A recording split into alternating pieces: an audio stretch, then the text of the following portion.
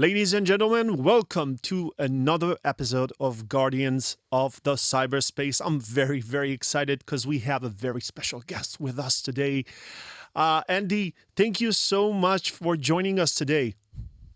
Thanks for having me, Menny. I'm going to tell the audience a bit about you. So Andy Ellis, he is an operating partner at YL Venture. He has such an interesting history. He actually built Akamai, not exactly built Akamai, but made Akamai the huge cybersecurity vendor that it is today, starting from scratch, right? You went there when there was no cybersecurity offering at all. That's correct. Yeah. And we've just had lots of people who wanted security products, and eventually we built a business around that. Okay, so let me go through your bio a bit, and then we will dive into those kind of things. He's working with entrepreneurs. He's doing such great work in promoting the innovation and entrepreneurship scene in cyberspace and outside cyberspace. He's a graduate of MIT and a former U.S. Air Force officer. This is amazing. He has done so many other things in his life, and he is also a writer. You can probably see on the video his book, 1% Leadership, behind him. We're going to dive into this book later on, but I want to start right away with asking you about something in your bio that was very, very interesting to me. Actually, two things. You won many prizes throughout your life. You were the recipient of the 2021 CSO Hall of Fame Award, the CSO Magazine Compass Award, the Air Force Commendation Medal. But there are two things here that were very, very interesting to me. Number one, Spirit of Disneyland Award. What is that, and how come you received one and I didn't? Well, you have to work at Disneyland to get started. So when I was in high school, and then when I was actually kicked out of college after my freshman year, so then I worked for Disney for 2 years after that. And this is a peer-nominated award. So it's one of the things I'm actually really proudest of. You have to be nominated by your peers and then selected by management. And it's basically for people who sort of exemplify the customer service magic of the Magic Kingdom. I actually have the award sitting on my wall right over here. It's unfortunately not behind me because it reflects the lighting. So how old were you when you received it? So I would have been 20, 21. Yeah, 20 when I received it. Amazing. This is amazing. Okay, and you know what I'm going to ask you next about the second award, Wine Spectators Award of Excellence. Please explain. Yeah, so that was actually just a year later. My family owned an inn in Vermont, and I moved there after I was at Disneyland.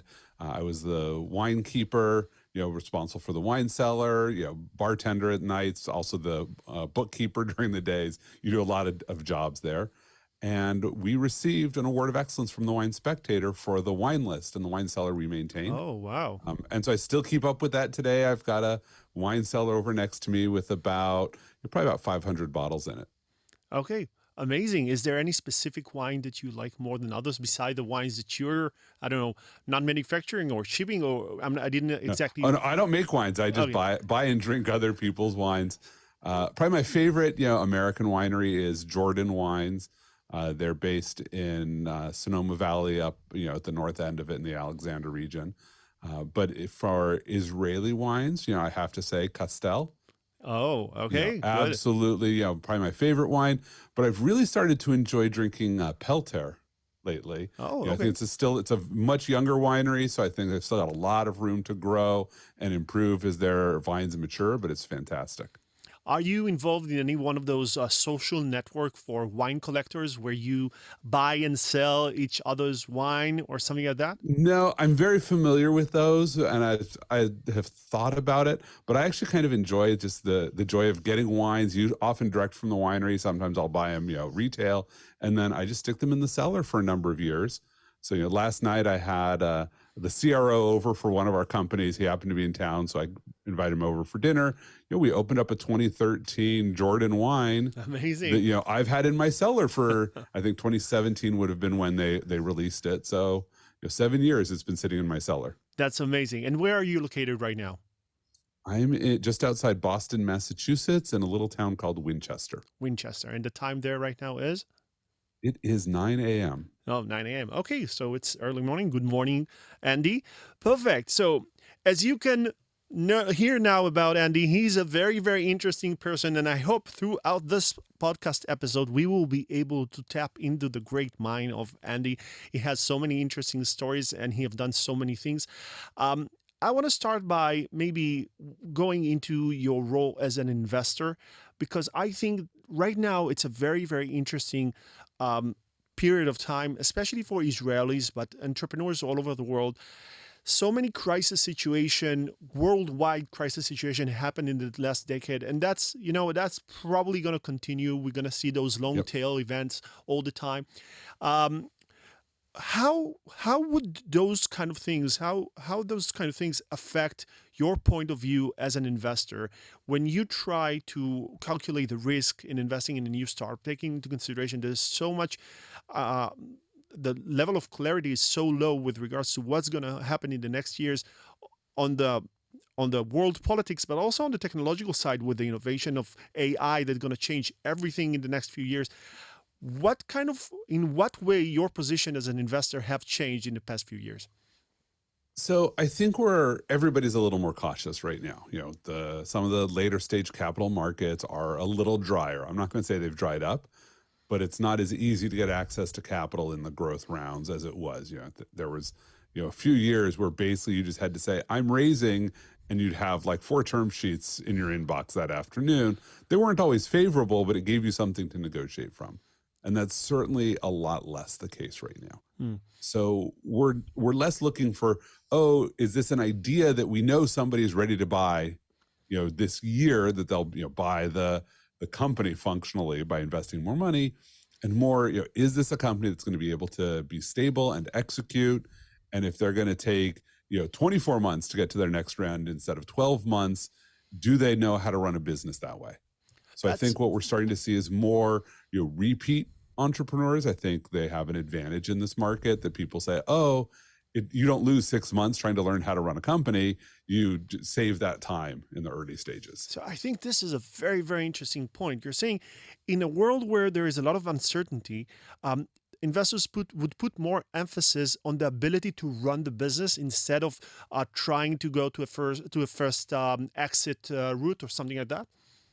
Yes, because it used to be that you could basically say, look, I've got some people with a great idea, they're smart techies, and somebody else is going to buy the company from me, Mm. simply because like we can help them and it's a point solution. And I think, first of all, there's an oversaturation. There's a lot of companies that have founded. And so it's no longer enough to be the smart founder with the smart idea, because there's 7 other teams that are just as smart as you are who have the exact same idea. Yeah. So now it becomes about who's going to actually execute and deliver on that idea, versus just have great slides for the next investor. And I'm like, this is a caricature. None of us were throwing money at just anybody who walked in the door, but it's much less that feel than it used to be. Okay, so I think building on that answer, let me ask you a question. And if that's a tough question, let me know. And if it's not, just reply.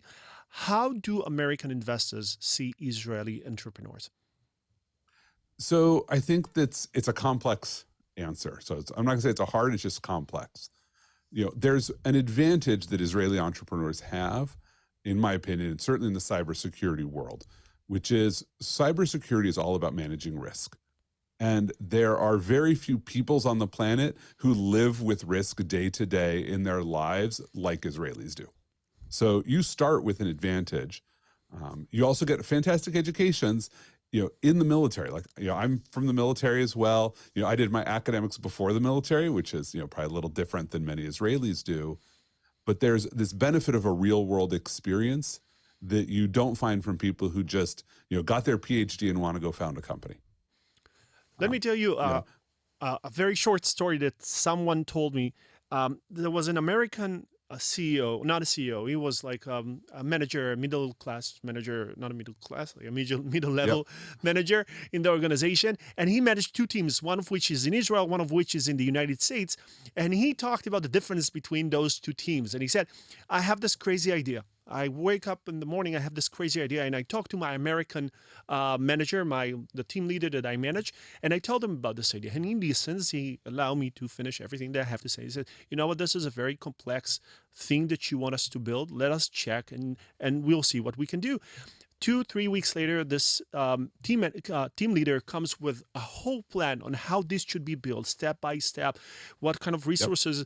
And then he goes to the Israeli one and he says, I have this idea. I want to build this and this. And the Israeli guy cuts him in the middle, says, oh, yeah, I got it. And he goes and throughout the weekend, he builds something. And it's a POC already working. It breaks up every 2-3 times, but generally speaking, Yep. it is working. Do you feel that this in some way depicts the differences between Israeli entrepreneurs and American entrepreneurs, or is it I mean, not the case? it's definitely a strong caricature. I would actually say there's probably more the difference between entrepreneurs and non-entrepreneurs, right? When Oh, you have an okay. American engineering team, they're probably not an entrepreneur. They've worked in engineering, and they're more interested in the longevity of their career than necessarily the immediate success of the product, because they've been in that room where it breaks and they get told, don't ever bring me a thing that breaks again. Yeah. It's very reminiscent of a paper I recall reading when I was in college, so 30 years ago, and it was the Cambridge versus the Redmond mindset, I think was what it was, which is there's two different ways that you can release software, right? One way is get it out immediately. First one to market, it will break, but that's okay because you capture the market. And think about Microsoft. Like, that's basically how Microsoft dominated for so long, was they rolled out products that didn't do everything, but that was okay because they got market share. Meanwhile, you had academics who were building the perfect product, and their technology may have shown up, way better than what Microsoft had built, but 8 years too late to be in the market. And I think that really captures, and I think Israelis do exemplify it. On the flip side, I will say that the challenge of the Israeli in that conversation is they interrupted you halfway through, so they never heard half the requirements. So they're off to go build the thing they think you want. They might be more right than you, but they absolutely did miss a little bit on that communication. Okay, so point number one, dear Israeli entrepreneurs, listen, learn how Yes. to listen, be an active listener. Okay, Andy, you can say I'm building my second startup right now. I'm about to meet investors and raise money. What tips would you give people in my position at this very complex era of raising money? So I think the important things are to recognize the difference between a technology and a market. Too often people are like, oh, I have AI. Okay, AI is a technology, it's not a market. And you have to have both of them. You need to be able to come in and say, here's the market we're targeting, here's the need, and here's the technology that we're uniquely bringing to solve that problem in a new way. So you should understand, like, who are your other competitors in the market? Why is it that nobody has built this before? Like, is it truly novel? Is it you're rehashing a technology that's been tried and failed 15 times? You should recognize that you're going to have to sell to Americans, especially American CISOs, who have even larger egos than Israelis do. Like, and they need to be listened to. So what I often do is when I'm interviewing a founder, even if they have a great idea, I will sometimes put in some controversial responses to them, because I want to see how they deal with that challenge. Right? Do they just say you're wrong? In which case I'm like, it doesn't matter how good your technology is or how well you've understood the market, because you'll never sell this product to a CISO, because you can't tell them they're wrong. Even when they are, you have to be more delicate and nuanced on it. But show that you listen, that you heard it, and here's why you're not going to address that specific piece of the problem. Andy, I think everybody right now who listens to us can already tell from your answers that there is something unique about you. On one hand, you are a cybersecurity expert, you're a technical guy, you understand the world of cybersecurity and you understand tech. On the other hand, you really are a businessman. So you are a leader and a businessman. And I think this very interesting combination, maybe it is what allowed you to be able to grow the Akamai business so fast and to become such a huge seller of cybersecurity. Can you maybe tell me if this is something that you built through your MIT graduation, or is it something that you always had, this both tech and business thinking? And B, I want to hear about your journey in Akamai. Yeah, so I think I've learned pieces of this along the way, and I learned it the hard way. Just to be very clear for folks, I am naturally an introvert. It took me a long time to understand how other people operated. I would say the reason why I'm very proud of my Disneyland Spirit of Disney Award was a lot of that was learning how to be more efficient in a way that was helpful. Like literally my job was give people their clothing at the start or end of their shift. Right. And I am like, I'm an awkward teenage boy and I'm giving women their clothing and they have to tell me their sizes. Like you cannot imagine a more uncomfortable possible situation. But I just turned it into a game. It's like, oh, can I remember everybody's sizes? So when I see them in line, I can get their clothes before they get to the front of the line. Like that was the game I played. Like, how do I maximize what I'm doing? Then I became a bartender. And literally how much money I make is based on how nice I am to people or how nice they feel I was. So I learned marketing with very fast, rapid feedback of what's going on. And then at MIT, MIT is very interesting in that people think of it as a technology school, which it really is, but it actually has a very hard writing requirement. It makes sure that you're very focused on the humanities. You will take 2 years of humanities classes. And I don't mean 2 years of one class. It's functionally half of your degree is in the humanities and half of it is in engineering. Very interesting. So you have to learn this and understand how to write, how to communicate. But Akamai is really where I got a lot of opportunity to test and try things out. How old were you when you joined Akamai? So when I joined Akamai, which was in 2000, so I was 28 when I joined there because I'd been into MIT, I'd been into the Air Force. Now I'm coming to Akamai. And you've been there for 20 years. So 20 years I was there. And I always love, we're skipping over the Air Force for just a moment, but one of my favorite things to do, because founders don't do this as much, but they would always walk in and say, well, I was in 8200, an elite cybersecurity unit. And I would say, I did this for the United States Air Force in the previous millennium. Like we did what 8200 does. I was in the initial unit that did this operationally. We were part of Central Command. This always is a fun thing to be able to talk about. So that's where I learned information warfare and information security. Then I come to Akamai, and my job is just secure the platform. Like I have a completely internally facing job the day I get hired.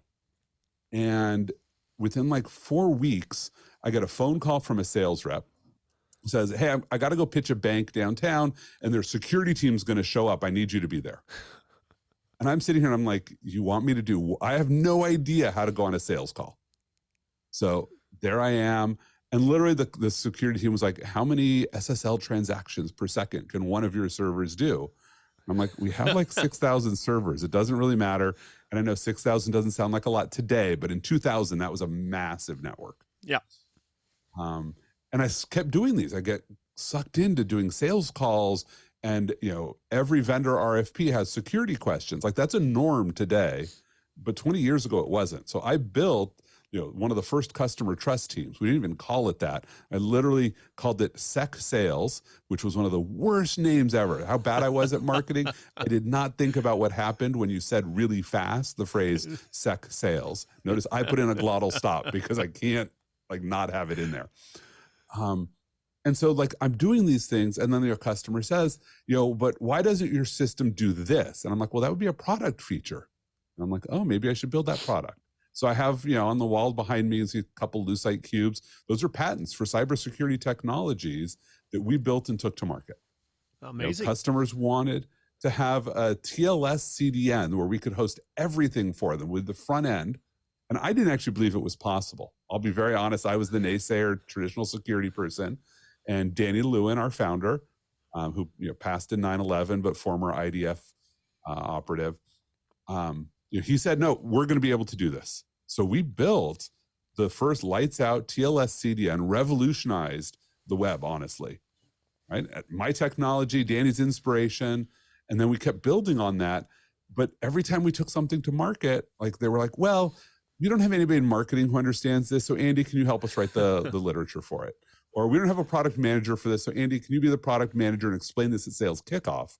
So I found myself sort of thrust into the limelight of being the shadow marketing and sales engineering team for these nascent security products until at some point, we sit down with the CEO. We now have a product manager who's nearby it, very visionary. And he's like, is this going to be, an 8-figure business, right? $100 million. And I'm terrified. I actually remember where I was because I wasn't in the room. I was at a conference with the government at the time and I'd gone for a run. So I'm, walk in a parking lot in Scottsdale. And he asked this question and I'm like, my career's on the line with how I answer this. And I don't know that it's going to be an 8-figure business, but I'm like, I'm all in. I'm like, absolutely, this will be an 8-figure business. Absolutely. No question about it. I was wrong. It's a 9-figure business. Yeah. We did very That's the well on good it. way to be wrong. Amazing. Good way to be wrong. And then we actually built a product organization out of it. I was given the choice of, did I want to join the product team or did I want to remain as the CSO? I chose to remain as the CSO. And I still supported the product team, but I actually was enjoying building my organization and helping secure the platform so that we could do security products. That's a very interesting journey for an introvert to have so many customer-facing engagement and building a product, explaining to the world, sharing your vision. You probably had to stand on so many stages and talk to people. So yeah. It was, and you just learn tricks for it after a while. So I always love when I have to take tests like the Myers-Briggs, because they have all their questions about introversion, extroversion. I show up exactly neutral, but because half of the questions are about what you want and half of the questions are about what you do. And I want to be an introvert, but I'm a trained extrovert. So if I'm in a public space, I'm not going to go sit against the wall. I know how to work the space. Very interesting. Okay, so obviously we cannot skip that. You talked about the fact that you've done cybersecurity, some type of cybersecurity or the digital warfare in the army. You have an officer's training. I have an officer's training. That's a very interesting part of my career, and I'm sure it is a very interesting part of your career. Can you tell us what is the most secret thing that you know? The most secret thing that I know. The most confidential. No.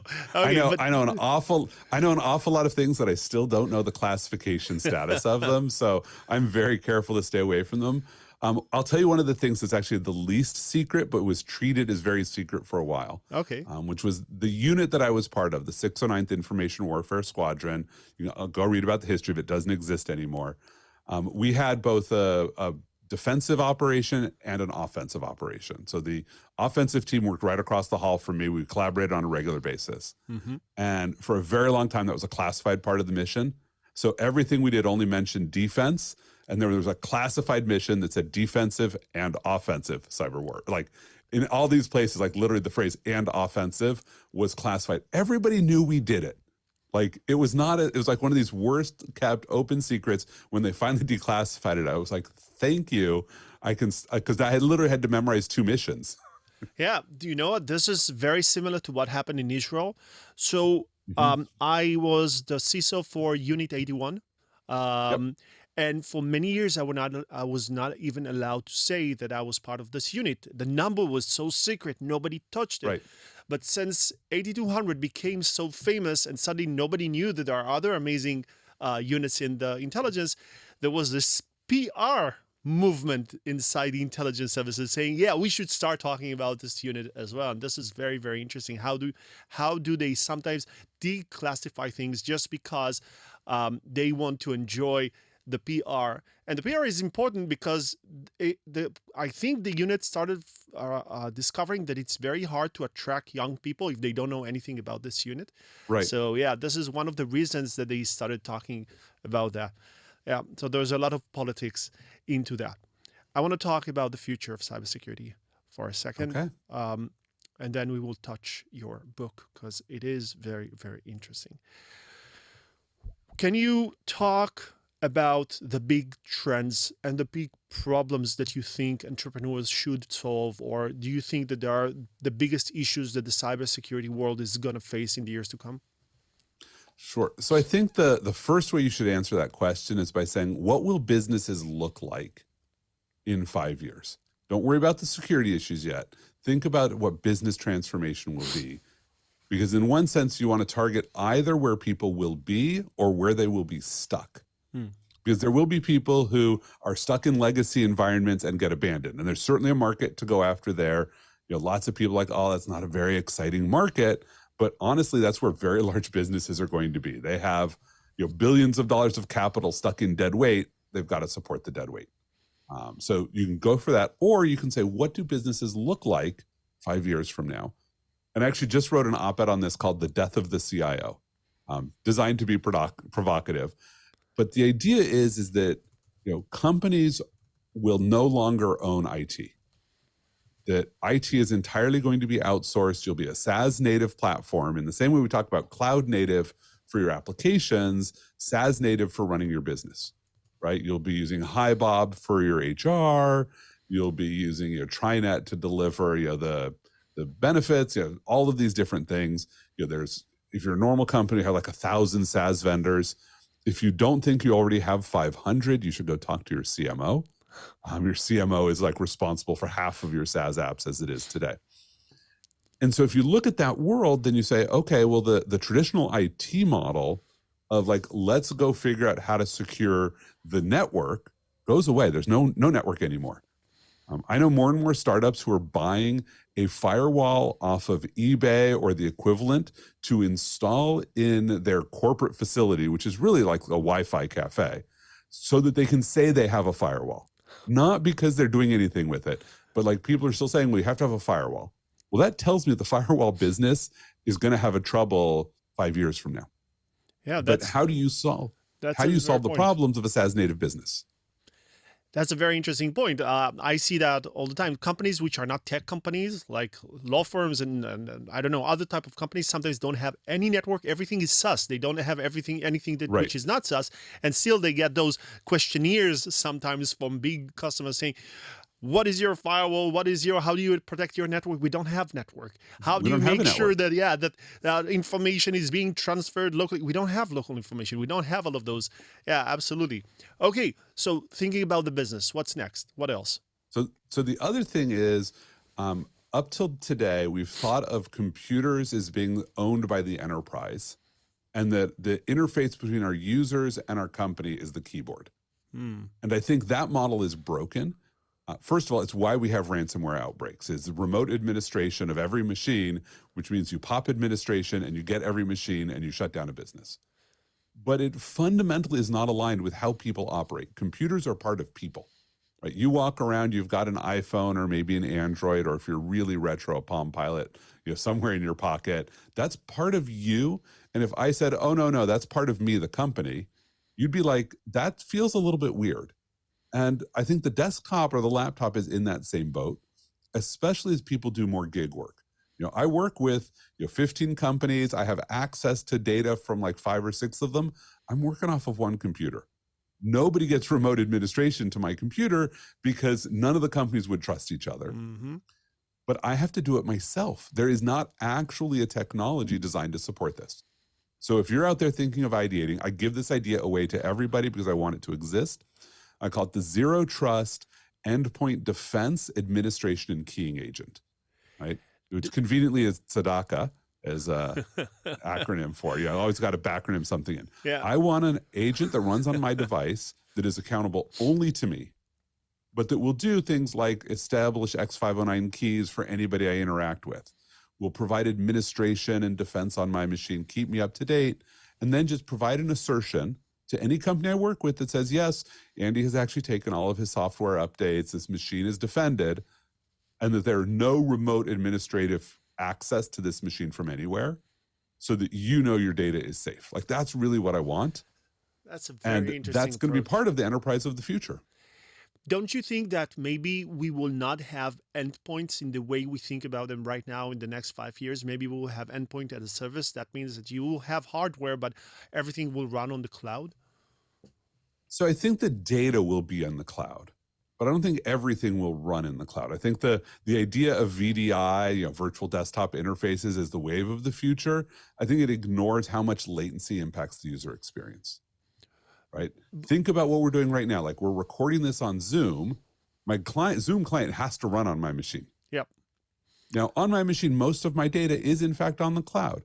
Like, I have 5 different Google profiles and different data's in Google and in various places. But at the end of the day, I'm still working off of my machine. When I give a talk, I want it to be locally on my machine because I'm giving talks in places that don't necessarily have good internet. Yep. In 2016, I wrote a paper called Building a Brand New Internet, and it was published on TechCrunch. And my claim there was that there is an opportunity, or there will be an opportunity, to build alternative AGNs, alternative global networks. So the internet, the infrastructure that we have right now, it wasn't built for security. You know that better than I do. It was built for Yep. connectivity, and many or most of the issues that we have today in the cybersecurity world, the source of which is the fact that the internet was not designed with security in mind. But with wireless connectivity, global wireless connectivity, those things that we're building right now, we will have opportunities to create new global networks, which is like internet versions that might look and work totally different. And those systems might help us solve some of the latency problems that we have today with this obsolete, I'm not sure obsolete is the right word to talk about that, but the TCP/IP stack, which is definitely cumbersome and was not built to support the type of connectivity that we are in need today.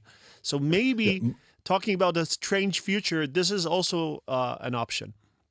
Yeah. I will say I remember reading that paper. Oh, did you read this paper? Amazing. I did read it. I will tell you that might and maybe are doing an awful lot of work in your description of what the future might be. It's important to remember that TCP/IP wasn't designed for anything. Yep. This was an experiment. They put together, like cobbled this, and it took off. Why does the internet work? The internet works because it wasn't designed for anything.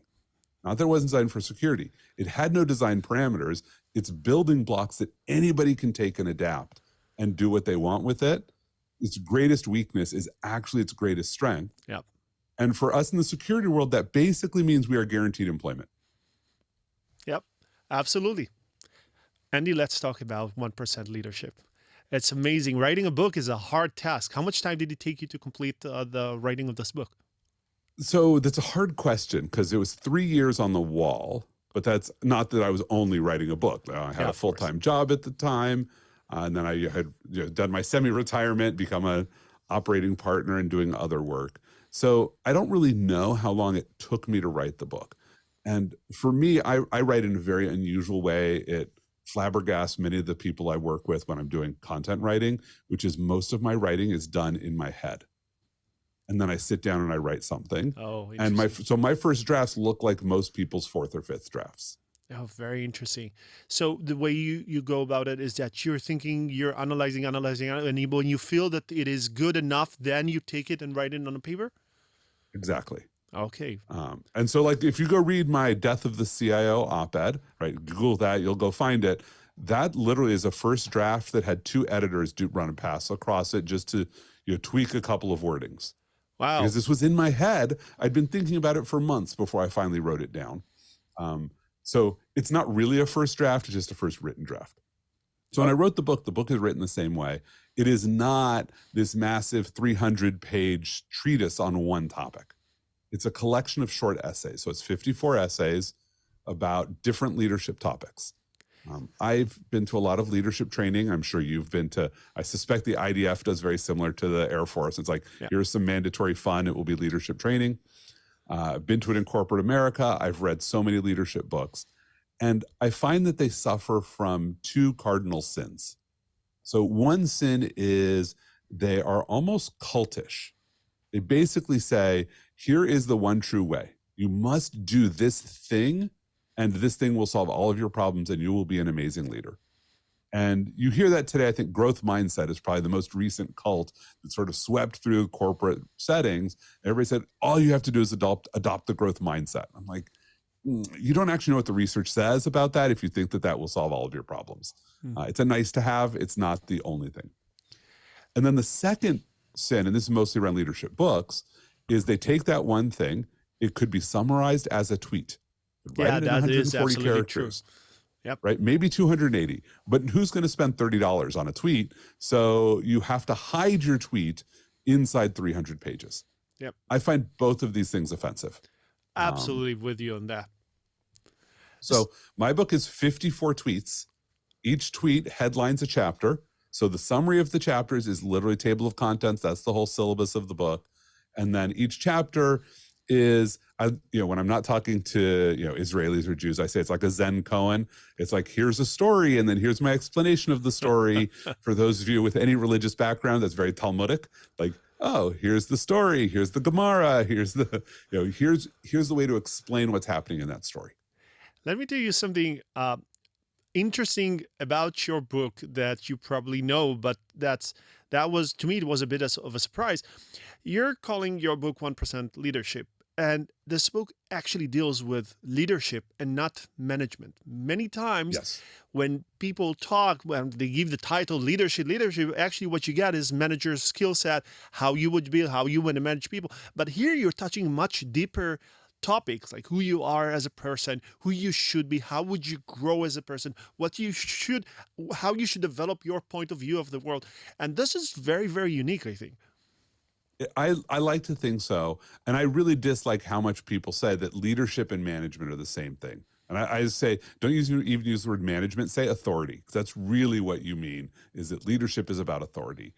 And to me, leadership is the way in which you interact with someone who is doing work.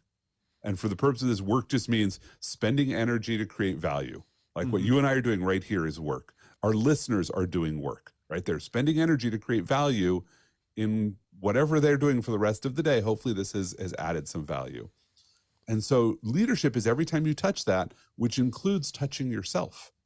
Like you're touching the work that you do. Didn't mean that in any other way. Sorry. So the first 18 chapters are just around your own personal affect. Like, how do you lead yourself?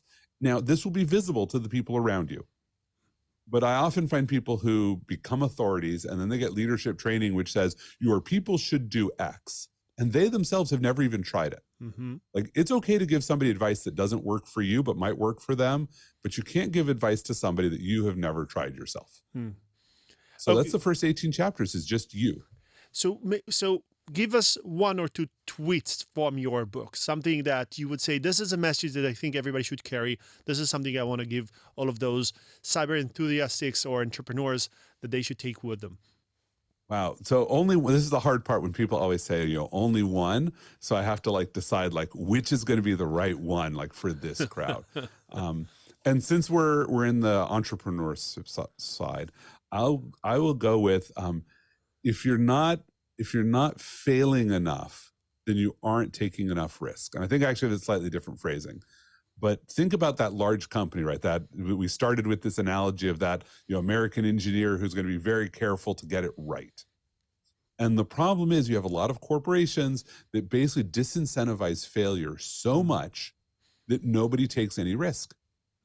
Right? That Israeli mindset, that entrepreneurial mindset is look, I'm willing to blow 2 weeks and find out if this fails fast, rather than spend 2 weeks trying to figure out how to make sure I can't possibly fail. I think this is such an amazing, amazing point. I think this is one of the most important lessons that parents fail to teach their kids and teach us as kids, how to fail in the right way. And the worst place for us to learn how to fail is school. The tests that we get, they teach you that failing is so wrong. And if you fail, you're worth nothing. Right. It's completely unacceptable to fail, including, in fact, my daughter's running into this right now. Somebody in school has the authority to say, everybody has to come to this meeting. You're a senior, you have to come to this meeting. They just keep scheduling it at awful times. And they're like, oh, that's your fault as the student. And my student's like, I kind of had another class then. I couldn't show up to your meeting. What do you want me to do? And so we're sort of having fun with this. It's okay to fail at this. We've got your back. And that's sort of the flip side of this lesson. Now, when you're in that authority position, and this is one I love, and I learned this from somebody on my team. Half of my lessons are not mine. They're totally co-opted from people that have taught me. And this is an apology budget enables your team to take risks. Right? And this is the thing, it's that your team needs to know that if they screw up and they fail and it hurts someone else in the organization, that you will apologize for it. That it's your fault as the manager, that you enabled them to do this, and it's you're going to go do it, and you'll go apologize, you'll take the hit, and that you budget for that. As an executive, I budgeted. I'm like, yeah, I expect to at least once or twice a year have to apologize to the CEO for failing at something.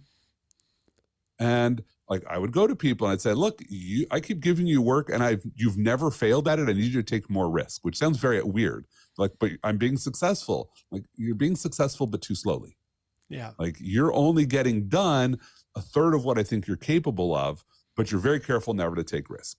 Now, on the flip side, I've had the conversation with someone that said, you have used up the apology budget. I need you to be a little more careful for a while. I think Honestly, I think this is one of the most important points out there. People should learn how to fail fast, how to fail often, and how to fail in a smart way. This is, Yep. I couldn't agree more. Okay, Andy, we reached the point in this podcast where we are going to the rapid question section. Are you ready? Okay. So I'm I'm gonna. absolutely ready. I don't promise to answer rapidly, No, though. you don't have to, but I'm gonna ask many questions quickly, and then you will say whatever Okay. you want to say. Okay, PC or Mac, Mac. iPhone or Android, iPhone. Chrome, Edge, Firefox, or Internet Explorer. Wow, Safari didn't even make that list, but I'm No. not a Safari guy except on my iPhone. I'm absolutely Chrome with like 6 different profiles. Oh, perfect. Why 6 different profiles? So each of my profiles is tied to different access control where I am. So if you send me a link that's for my Wild Ventures account, I want that to be in my Wild Ventures profile. Oh, very interesting. Okay, Star Wars or Star Trek? They're both awful. I just want to piss off everybody here. You said that from time to time you say something outrageous just to see how people would react. Okay, It's right there. swimming pool or the beach? I'm going to go with because I live in Massachusetts. Swimming pool in the winter, beach in the summer. Oh, perfect. The Simpsons, Family Guy, Rick and Morty, or something else? I guess I'm gonna go with Simpsons. Okay, yeah, That just tells you how old I am. yeah, that's a safe choice. Microsoft Word or Google Docs? Google Docs, but I don't really like either one of them. So what are you using on a regular basis? Oh no, I used to use OmniPro, which was the Lotus word processor. Wow. Many years ago. For those of you who are listening, recognize that. Yeah. You're old. What I like about Google Docs is how easy it is to do collaborative editing. Like that's the best thing about it. Yeah, I would say this is the only benefit it has over Microsoft Word to me. Microsoft Excel or Google Spreadsheet? For this one, I actually like both of them. Oh. Google Spreadsheets for being able to collaborate with other people, but Excel has way more power. Yeah. Okay. Jokes or riddles? Wait, you didn't go to PowerPoint versus slides. No, I slide object to your questions. doesn't exist in my word. Slide. Do you Okay, like slides? good. Google Slides? No, I hate Google Slides Yeah, I don't- entirely. So I wanted to be able to say I hate it, like Yeah. PowerPoint for the win. Keynote used to be good, but it stopped being there. So. Yeah. So it doesn't even exist in my realm. Google Slides. I don't understand human beings who use that. Okay. Jokes or riddles? Puns. Puns. Do you have one? Puns. For me, it's really hard to like come up with puns like right on the spot, but I'm a huge fan of being able to do the wordplay in that is to teach people how to think double meaning. My favorite pun is actually the name of the coffee shop at the observation point in the Golan Heights. Okay. Right? What is It is it? Coffee in the Clouds is the English translation, Yeah. which is Kofi Annan. Oh, yeah. Right. Kofi Annan, for those who don't remember, was the Secretary General of the UN Yeah. when the UN observation point, existed up there. So that's one of my favorite puns is that wordplay there. Perfect. Okay. DC or Marvel? Oh, Marvel, absolutely, hands down. Favorite book? Ooh, mine, of course. Yeah, Why'd of you give me a course, layup of like that? course. I will go with mine. Okay. Favorite place in the world? Israel. The beach in Tel Aviv. The beach in Tel Aviv. That's a good answer. Do you change your answer according to the origin country of the person who interviews you? I actually don't. This one is actually an honest, like, beach in Tel Aviv. I do tend to think about it a little bit more elsewhere, but I had to decide if it would sound like I was, playing too much to the audience. But I have to say one of the reasons I love the beach in Tel Aviv, I'll be there in May for a board meeting. And I love the fact that nobody in Tel Aviv works before like 10 a.m. No, that's not true. Some people don't work before 10 a.m. The tech sector generally is not doing much before 10 a.m. because they're working with Americans. And so, I get up in the morning, 6:30. I go sit on the beach for 2 hours. Wow. Start my day that way. Do you always wake up at 6:30? Sometimes I wake up at 4:30. Wow. Why? What happened? Do you need help? Jet lag. No, jet lag when I come to Israel. Okay, Like I okay. end up just with really confused sleep schedules. Yes, I need help, but nothing has worked so far. So what is your morning routine? Do you just wake up, drink coffee, and then start working, or do you have something interesting that you do when you wake up? When I'm in Tel Aviv, Or generally what I speaking. generally speaking, I get up, I work out. You know, I usually spend about an hour in the gym, um, and then I shower, get dressed, come down, work. Hmm. For a few hours. Then I'll go eat breakfast. Oh, wow. At what time would you Yeah, eat no, breakfast? usually I don't eat breakfast until around 10:30. Okay, interesting. My stomach is still recovering from working out. Like I did a core workout this morning, so I don't even know that I'm going to have breakfast. I may just wait until lunch. Oh, okay. Okay, interesting. Gym? Do you go to the gym or like cycling or running or what do you No, do? I've got a home gym, so I've got a Peloton bike and a wide open space with a bunch of workout Okay, equipment in it. perfect. Um, Favorite song or band or CD or something related to music? Okay, so my favorite song right now is Habaita, or it's actually the Israel United, the song done at the Kesaria. Hmm. Beautiful, just stuck in my head, especially time for the moment. Uh, Favorite band, Oingo Boingo, which was Never a heard about them. 80s alternative rock band. If you ever did you see the movie Weird Science? Yeah, yeah. Okay, the theme song Weird Science, that's Oingo Boingo. Okay, okay, okay. Um, Danny Elfman, who is their lead singer and composer, ends up going and doing musical scores for a lot of movies. mhm. Nightmare Before Christmas Okay, okay. is Danny Elfman, like all the Batman movies. Um, do you speak fluent Hebrew? I do not speak fluent Hebrew.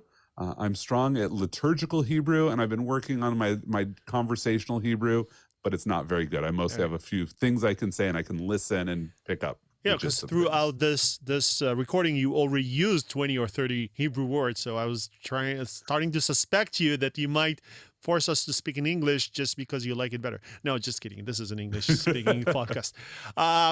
Okay, tea or coffee? When I'm in Israel, coffee. Anywhere else, tea. Okay, um, Google Home or Alexa or none? Mostly none, but my daughter uses an Alexa. Okay, cats or dogs? Yes, Yes, yes to both. I love animals. Okay, breakfast, lunch, or dinner? Dinner. Okay. Um, I'm going to ask you the next one, though. I think it is pretty clear. Beer, whiskey, or wine? Wine. Of course. Um, any message for CISOs who listens to us? So if you're a CISO listening, I think the biggest message I would give, just sort of coming out of the left field, is think about how you're affecting the people you interact with, and say, could I do this differently? Because we have a lot of power that we don't even know we wield sometimes. And so as you're walking through, whether it's as a CISO, as an executive, how are the people around you being affected by what you do? And just notice that and think about how you might want to be different. Perfect. Um, where should people follow you if people want to hear your thoughts and ask questions? Where is the best way to find you? So I am CSO Andy on Twitter and LinkedIn. I have a Substack that is almost weekly, not always. It's the Duha One, so DUHAONE.substack.com. You can find that by finding me anywhere, and you'll notice I tweet things out from it, or I put it on LinkedIn. Okay. The death of the CIO, the op-ed, this is something that Yep. people should Google and find. And obviously, your book, 1% Leadership, is available on Amazon and maybe other places, I would assume, but it is Yep. definitely on Amazon. Anything else you want to say before we wrap it up? No, I really appreciate the time and opportunity. If anybody has questions for me, you can easily just find me on Twitter or LinkedIn. Andy, thank you so much for this very, very interesting podcast episode. You've been very transparent. You talked about everything from your personal life to your business life. You gave a lot of very interesting insights about the future and what entrepreneurs should do. I couldn't thank you enough for joining us today. Thank you so much. And I hope to see you maybe in future episodes as well. Absolutely. Thanks for having me. Everybody, thank you so much for listening, and I'll see you next time at Guardians of the Cyberspace. Thank you so much.